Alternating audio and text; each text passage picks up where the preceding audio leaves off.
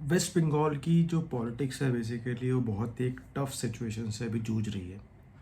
अब इसमें एक मेजर चैलेंज जो है, कई लोगों को लगता होगा कि इसमें मेजर चैलेंज बीजेपी है, बल्कि सच्चाई जो है वो बीजेपी नहीं है।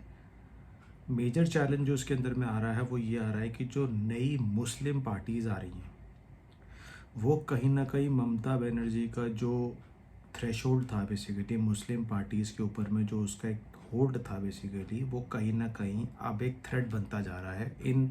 अपकमिंग जो नई मुस्लिम पार्टीज़ हो रही हैं, उनका जो राइज़ हो रहा है उसकी वजह से ममता बनर्जी को जो उसका मुस्लिम वोट बैंक था जो उसको जिता रहा था पिछले कुछ सालों से, वो कहीं ना कहीं एक बहुत बड़ा थ्रेट बन के सामने आ रहा है।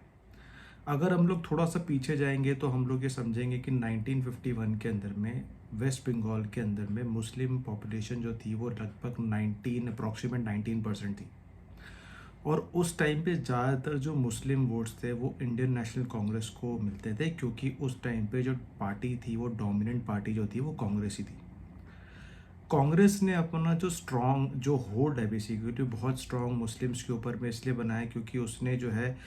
जो माइनॉरिटीज़ फोकस पॉलिसीज़ है उसका यूज़ किया था, जिससे क्या कर सकता था वो लोग मिनिमम जो माइनॉरिटी पार्टीज़ है उनकी अपीसमेंट, जो माइनॉरिटी की पॉलिसीज़ है उनकी अपीसमेंट को टारगेट करता था, जिससे क्या है कि वो अपना एक स्ट्रॉन्ग होल्ड बनाता था मुस्लिम्स पार्टीज़ के थ्रू और मुस्लिम वोट्स के थ्रू, जिसने अपना पूरा का पूरा जो है पूरा पूरा स्टेबल एक वोट बैंक बना रखा था मुस्लिम्स के अकॉर्डिंग, कि अगर कोई भी वोट देगा तो वो कांग्रेस को ही वोट जाएगा, क्योंकि मुस्लिम्स के लिए उन्होंने बहुत सारे रिफॉर्म पॉलिसीज़ और बहुत सारी चीज़ें उसने करी थी उस टाइम पे। फिर 1970s के अंदर में ये पूरी की पूरी जो गेम थी वो चेंज हो चुकी थी, क्योंकि इस गेम के अंदर में एक नई पार्टी आ चुकी थी जिसको सीपीआई बोलते हैं, कम्युनिस्ट पार्टी ऑफ इंडिया। आप उसको मार्क्सिस्ट बोल सकते हो, माओइस्ट बोल सकते हो। ये पार्टी जो 1970s के अंदर में आई थी, उसमें क्या हुआ था कि हर एक जो पार्टी जो आ रही थी, अब जैसे कि जो लेफ्ट पार्टीज़ है बेसिकली, उन्होंने एक ग्राउंड लेवल पे अपना काम किया, यानी सीपीआई ने ग्राउंड लेवल पे काम किया। खासकर उसने का लैंड रिफॉर्म्स की जो पॉलिसीज़ थी वो इंट्रोड्यूस करी थी, जिससे धीरे धीरे जो मुस्लिम पॉपुलेशन थी उनको क्या ज़मीन मिलनी स्टार्ट होगी वेस्ट बंगाल के अंदर में। और वो ज़मीन दरअसल में उसमें कई सारी मुस्लिम जो फैमिलीज़ थी वो इन्वॉल्व थी, तो उसका सपोर्ट जो था उससे बहुत स्ट्रॉन्ग हो चुका था सीपीआई का, जिससे क्या है कि उस सीपीआई का मुस्लिम जो मेजॉरिटी है बेसिकली उससे एक बहुत अच्छा स्ट्रॉन्ग होल्ड हो चुका था। और जो लैंड रिफॉर्म्स की जो पॉलिसीज़ बनी थी वो दरअसल में वफ़ बोर्ड है, आपको आई थिंक पता होगा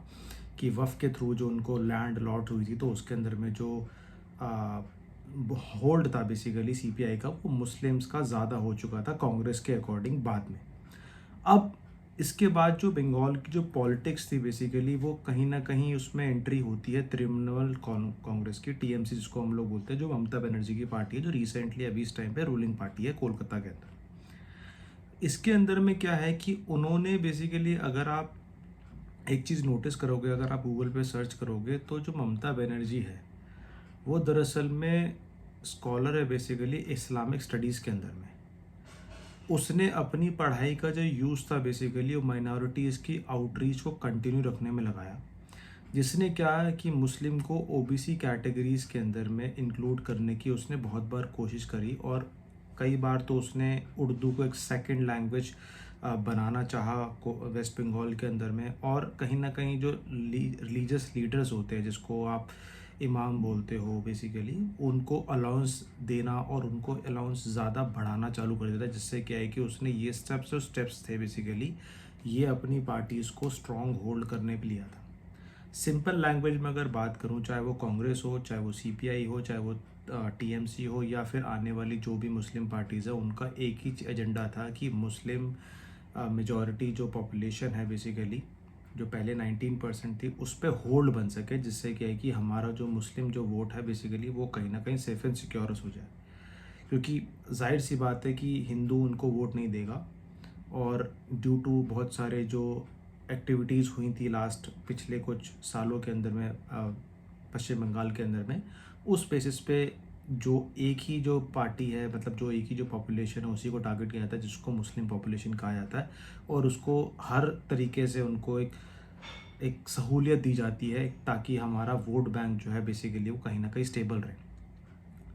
अब उसने क्या है कि इन सारी पार्टीज़ ने, चाहे वो मतलब टीएमसी हो, चाहे लेफ्टिस्ट पार्टी हो, चाहे कांग्रेस हो, उन्होंने क्या है अपने अपने टाइम पे मुस्लिम्स को एक वोट बैंक की तरह अट्रैक्ट करने की एक स्ट्रैटेजी बना ली थी, जिससे क्या है कि हम लोग नई नई पॉपुलेशन, नई नई चीज़ें हम लोग देंगे, जिससे क्या है कि हमारा जो वोट बैंक है वो अट्रैक्ट होता रहेगा किसी ना किसी तरीके से। आज की डेट में अगर आप देखोगे तो सिचुएशन कम्प्लीटली चेंज हो चुकी है, क्योंकि बंगाल में जो पॉपुलेशन है मुस्लिम्स की वो लगभग 30 से 35% तक पहुंचने का एस्टिमेट लगा सकते हैं लेटेस्ट सेंसस के थ्रू। जो लेटेस्ट जनगणना होती है उसमें 30 से 35 है, 33-35 के बीच में बोला जाता है, बट 35 जो है वो आइडियल फिगर है, जिसके अंदर में क्या है कि एस्टिमेट ये लगाया जा रहा है कि अब जो अगर जनगणना होगी तो उसके अंदर में जो 19.54% की जो मैंने बताया था 1971 में,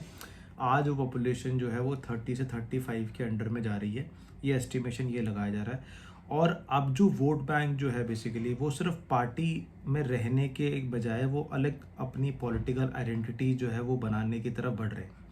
मतलब पहले क्या था कि जो मुस्लिम जो पॉपुलेशन थी वो क्या करती थी, वोट देती थी। आज की डेट में सिचुएशन चेंज इसलिए होगी क्योंकि पॉपुलेशन बढ़ गई है, तो अब क्या है कि नए नए लीडर्स जो है वो अपनी अपनी पार्टीज बना रहे हैं। अब यहाँ से जो प्रॉब्लम है बेसिकली वो शुरू होती है टीएमसी के लिए, जिसमें क्या है कि नए पॉलिटिकल जो फिगर्स हैं, जो प्लेयर्स हैं बेसिकली वो पॉलिटिकल मतलब बंगाल की पॉलिटिक्स के अंदर में एंटर हो रहे हैं। जैसे कि आपने देखा होगा एमआईएम है, जो असदुद्दीन ओवैसी की पार्टी है। दूसरा जो है वो इंडियन सेकुलर फ्रंट है, एक और पार्टी है। और तीसरी जो पार्टी है वो है आम जनता यूनायन पार्टी। ये सारी जो पार्टीज़ अगर आप देखोगे डायरेक्टली उसी वोट बैंक को टारगेट कर रही है जो पहले टीएमसी के पास था, या पहले कांग्रेस के पास था, सीपीआई के पास था, जो मुस्लिम मेजोरिटी का वोट था। ये उन्हीं को टारगेट कर रहे हैं। अब इसमें क्या है प्रॉब्लम यहाँ पे क्रिएट क्या होती है कि इसके अंदर में जो टारगेट ये चीज़ जो मुस्लिम पार्टीज़ को जो कर रहे हैं, अब सिंपल अगर आप समझोगे तो इसका मतलब ये है कि वोट जो स्प्लिट हो रहे हैं बेसिकली, जो स्प्लिट होने का रिस्क है बेसिकली वो ज़्यादा बढ़ सकता है इस पूरे के पूरे इलेक्शंस के अंदर में, क्योंकि जाहिर सी बात जितने ज़्यादा पार्टी होंगी उतने ज़्यादा लोग टूटेंगे, वो अपने फेवरेटिज्म को वोट देंगे, फेवरेट लीडर को वोट देंगे, जिससे क्या है कि जो पूरा का पूरा जो जो एक तरीके से टारगेट जो स्ट्रैटेजी सेट की थी ममता बनर्जी ने पिछले कुछ सालों के अंदर में, वो कहीं ना कहीं टूटती नज़र आ रही है। और कहीं ना कहीं ये बहुत बड़ा डिफरेंस भी क्रिएट करेगी आने वाले इलेक्शंस के अंदर में सीट्स के अकॉर्डिंग अगर देखा जाए तो। रिजल्ट्स अगर देखा जाए एक्सपर्ट्स के मानने, अगर अगर एक्सपर्ट्स की अगर हम लोग माने तो उसके अंदर में 50 से 60 सीटों के ऊपर में इक्वेशन चेंज हो सकती है पूरी तरीके से। मतलब जो पहले जो तरीके से पूरी वोट्स आ रहे थे मुस्लिम पॉपुलेशंस के, अब कहीं ना कहीं 50 से 60% जो सीट, मतलब 50 से 60 सीट्स है वो कट सकती हैं इसके अंदर में। तो इसका मतलब अगर सबसे इंटरेस्टिंग अगर फैक्टर हम लोग इसमें देखें तो बंगाल के अंदर में जो पूरा का पूरा जो बंगाल है वो कहीं ना कहीं पॉलिटिकल टेस्टिंग लेबॉर्ट्री में बन चुका है। मतलब एक पूरा का पूरा ग्राउंड है जिसके अंदर में ये चीज़ें जो है एनहांस हो रही है, ये चीज़ें जो है टेस्ट की जा रही है बेसिकली। इसको लेबॉर्ट्री हम लोग बोलते हैं कि टेस्ट हो रही है। अब ये अगर जो पैटर्न है अगर सक्सेसफुल हुआ तो इसका जो नेक्स्ट जो टारगेट है वो यूपी रहेगा, उसके बाद पंजाब, और उसके बाद जो है साउथ इंडिया के अंदर में भी ये चेंजेस और ये जो आप देखोगे, ताकि मतलब आने वाले टाइम पे ये चीज़ भी देखोगे, जिससे क्या है कि आपको पता लगेगा कि अब जो पॉलिटिक्स है बेसिकली वो धीरे धीरे बदल रही है। बदल इन द सेंस रही है क्या है, पहले क्या होता रीजनल पार्टीज़ पे फोकस होता था, अब जो है पॉलिटिक्स जो हो गई है वो रीजनल आइडेंटिटी बेस्ड पॉलिटिक्स बन चुकी है। मतलब अब धर्म के आधार पर वोट दिया जाता है। पहले क्या था कि पार्टीज़ के थ्रू वोट दिया जाता था कि ये कांग्रेस है, ये बीजेपी है, ये अदर पार्टीज़ है। अब क्या है कि जो मेरे धर्म का है उसको वोट देंगे। तो कहीं ना कहीं ये चीज़ जो है पॉलिटिकल जो शिफ्ट आ रहा है, तो कहीं ना कहीं ये जो है बहुत बड़ा मेजर सवाल ये पैदा करता है कि क्या ममता बनर्जी अपने कोर वोट को संभालने में सस्टेन कर पाएंगी, या फिर वो एक बंगाल की जो पॉलिटिक्स है वो नए एरा में शिफ्ट हो रही है। अब क्या है एग्जैक्टली क्या चीज़ें हैं वो तो देखो आगे आने वाले टाइम पे चीज़ें अनफोल्ड होंगी, क्योंकि अभी इसके अंदर में नहीं बता सकते कि क्या चीज़ हो रही है। वो तो जब रिज़ल्ट आएगा उसके बाद ही पता लगेगा। बाकी जैसा जैसा होगा वो हम लोग इसके अंदर में डिस्कस करेंगे। धन्यवाद आज के लिए।